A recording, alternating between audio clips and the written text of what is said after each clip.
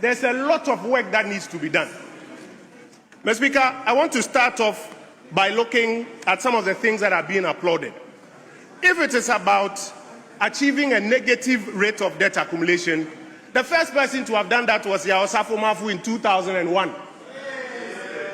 If it is about single-digit inflation based on sterilization, where you suck money from the banks and the asset management companies, the one who did that, it was Dr. Kwabena Dufo, and when he finished, people gave him a name. They said it was unprecedented. 3 years of single-digit inflation. When Yaw Osafo Mafu did it, they were calling him Oya Adieye Osafo Mafu. If it's about cutting taxes, in 2017, Kano Fureta cut over 14 taxes. Go and see the way they were jubilating in Abossey Okai.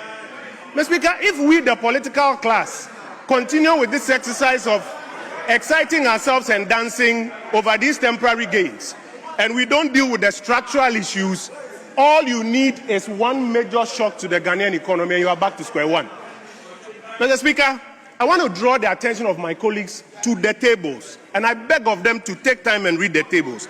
Let me take them to Appendix 2A. Appendix 2A. Mr. Speaker, I ask them to please take their budgets and read with me Appendix 2A.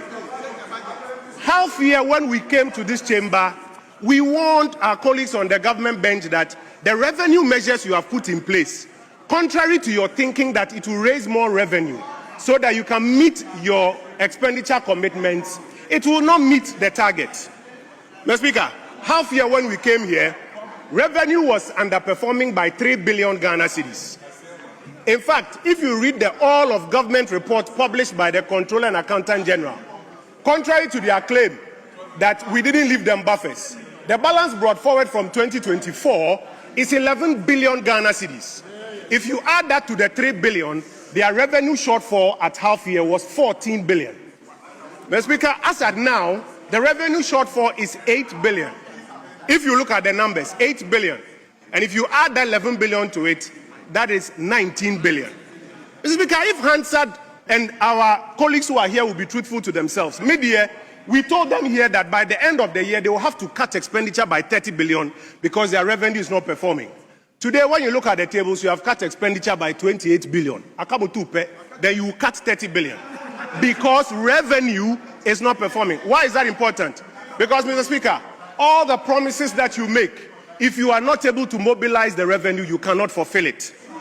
If you go into the tables and you find the numbers that were promised us, the team from finance told us that they were going to remove taxes and they won't bring new taxes. And that after they have implemented this new fiscal strategy, they will get more revenue. Remember, the finance minister told us that he was going to move tax to GDP ratio, in fact, revenue to GDP ratio, from 13% to 18%. I'm sure we all remember. Mr. Speaker, when we were leaving power, revenue as a percentage of GDP was 16%. After they implemented their strategy, revenue is now underperforming. It's now at 11% of GDP. Colleagues, if you haven't taken time to look at the tables, you have lost 5% of GDP on revenue. You think there's more money? 5% of GDP, that is 5% of 1 trillion, is 50 billion Ghana cedis. If you don't understand it, please let me explain some more. What boka 50 billion? And that is why you have had to cut your expenses. And Mr. Speaker, the expenses they have cut, it's not just numbers. The 28 billion they have cut is not numbers. They are teachers who were waiting to be recruited. And because this government has played politics with the revenue strategy, they are at home. They are nurses who were waiting to be recruited. Because you have played politics with the revenue strategy, they are sitting at home. They are contractors who are waiting to be paid. And because you have been doing politics with the revenue strategy, they have not been paid. Mr. Speaker, they are the flagship programs that young Ghanaians are waiting for this government to fund. And because they've been doing politics with it, they cannot fund even their own flagship programs. So, Mr. Speaker, when we are drawing their attention to the fact that their revenue strategy is not performing, they can dance and sing as much as they want in the chamber. The results out there will show them. Mr. Speaker, 2025, they promised to spend 51 million Ghana cedis on the Women's Bank. They did not spend it. Then this year, without providing any report on it, they announced that they've increased the budget to 400 million and that it is a credible budget. Does that sound like credibility to you? 2025, you promised 1.5 billion to the agri sector to improve agriculture. You haven't done much. In fact, it took 1 day to the budget before they launched in Nkukong Kitinkiti. Zero work done. And then now you come and promise 2 billion cedis for agri, and you say it is a credible budget. Does that sound credible to you? You promised 300 million for apprenticeship program. Where are the apprentices? What work are they doing? Nothing happens, and then you come back and promise another 170 million. Does that sound like credibility? So, colleagues, in all humility, if you stop dancing in the chamber and pay attention to the numbers, you realize that you have a big problem. In fact, we all have a big problem that we have to fix. When you say this, then they say, oh, the cedi has appreciated by 30%. Inflation is down. Monetary policy rate is down. And so by Papa. Mr. Speaker, let me take my time to draw the attention once again to a few more things. In the beginning, we told them that, colleagues, this currency that has appreciated by 30% is a matter of fact, but it is because you are pumping dollars into the economy. You will recall, Mr. Speaker, that when we said it, the governor of the central bank told us on the 30th of April 2025, and I quote, "The Bank of Ghana is not injecting dollars to support the cedi stability." This is a matter of record. We kept insisting that they were pumping. So when the Bishops' Conference visited the president at Jubilee House, they inquired of him that, Mr. President, the minority say that you are pumping and that the fundamentals haven't changed. Mr. President told them that no, it's not true, and that it is effective leadership that was leading to the gains of the cedi. We kept reading the summary of economic and financial data and telling them that, colleagues, you are pumping. It took the IMF to draw their attention and ask them to stop, and then the depreciation resumed. When it resumed, by the 10th of September, when the president held the press conference, the media asked him that, Mr. President, it has started depreciating again. That was when the president admitted and said the Bank of Ghana had been intervening, and it is when they stopped that the depreciation has resumed.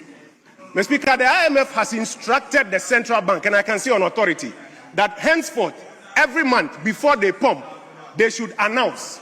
And that is why on the 5th of October, the Bank of Ghana announced that they were going to pump 1.15, and on the 3rd of November, they announced that they were going to pump another 1 billion. Mr. Speaker, from January till now, the Bank of Ghana has pumped not less than 8 billion cedis to shore up, $8 billion, I beg your pardon, to shore up the currency. Ghana's import bill so far is about $14 billion.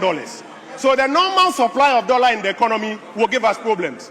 It is this pumping that is holding us up. Mr. Speaker, what we should do is to take advantage of the windfall forex that we are getting from the gold purchase program and fix the structural issues. Else you can dance as much as you want in the chamber. If we are hit by one challenge, we will be in trouble. Mr. Speaker, when it comes to inflation, if you don't tackle the supply side issues, and all that you are doing is that you are sterilizing, the consequence, Mr. Speaker, will be that you will claim inflation has come down, but the lived experience of people out there will be that the prices of the average goods and services they are buying is going up. Mr. Speaker, if you say that the monetary policy rate of the central bank has come down, so interest rates are solid, I beg of you to check the average lending rate and the stock of credit to private sector. You will find that it hasn't reflected. So we have serious issues to deal with. We should not reduce it to name calling and dancing and singing. Else, one major shock, we'll be back to where we are. Now, Mr. Speaker, let me focus my attention on the real sector. Agric, you promised 1.5 billion investment into two major things, Feed Ghana and Nkukong Kitinkiti. Nkukong Kitinkiti, you launched it 1 day before you came to read the second of your 4 budgets. So how much investment has gone into it? Zero. Feed Ghana, how much has gone into it? Where are the farmers who are supposedly benefiting from it for it to lead to an improvement in agriculture? So real sector investment, growth and jobs is not happening. Industry. In fact, you inherited a 1D1F program. I beg your pardon.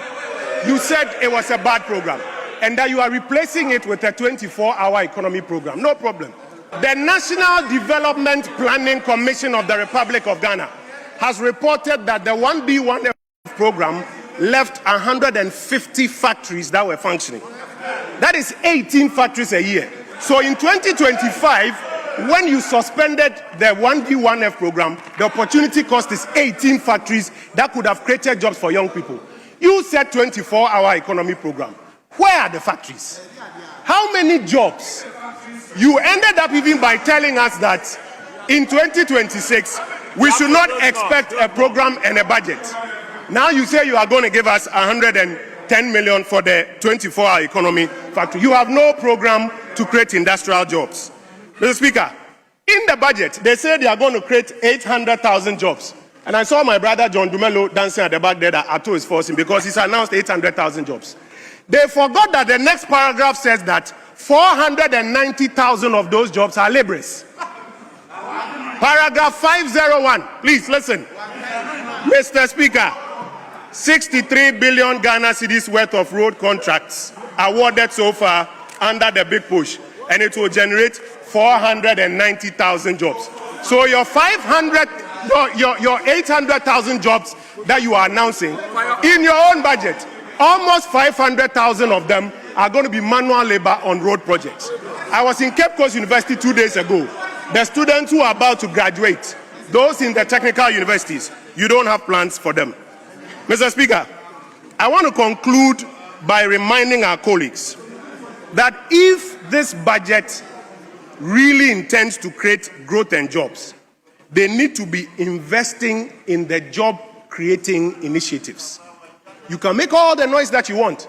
If your revenue doesn't perform, you won't get the money to invest in it. If your revenue doesn't perform and you don't invest it in the things that will create jobs, the young people will come for you at the end of the day. You say you don't have fiscal space. You are doing fiscal discipline. So I was shocked to hear you say that now you have space to buy a new executive jet. 2, actually.